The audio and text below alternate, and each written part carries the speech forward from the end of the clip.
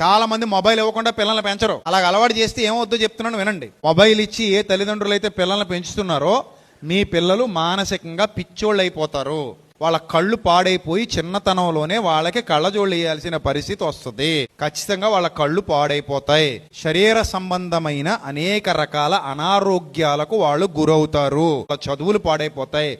చదువులు పాడైపోయి అంటే భవిష్యత్తు పాడైపోద్ది. సో మీరు సెల్ ఫోన్ ఇవ్వడం వల్ల పిల్లల జీవితాల్లో ఇన్ని అనర్థాలు చోటు చేసుకుంటాయి. ఎందుకంటే వాళ్ళకి ఏం చూడాలో ఏం చూడకూడదో తెలియని వయసు అది. కొంతమంది మనం చూసేవి మన పిల్లలు చూడరు కదా అనుకుంటారు. వీళ్ళకి తెలియదు అసలు. అంటే పిల్లల్ని చేతులారా పాడు చేస్తుంది ఎవరు? ప్రభు యొక్క శిక్షలోను ప్రభు యొక్క బోధలోను పెంచండి అని దేవుడు చెబితే, సాతాను యొక్క శిక్షణలోను సాతాను యొక్క బోధలలోను పిల్లల్ని పెంచుతున్న దౌర్భాగ్యులైన తల్లిదండ్రులకు నరకంలో ఎలాంటి శిక్షలు దేవుడు విధిస్తాడో మీరే నిర్ణయించుకోండి.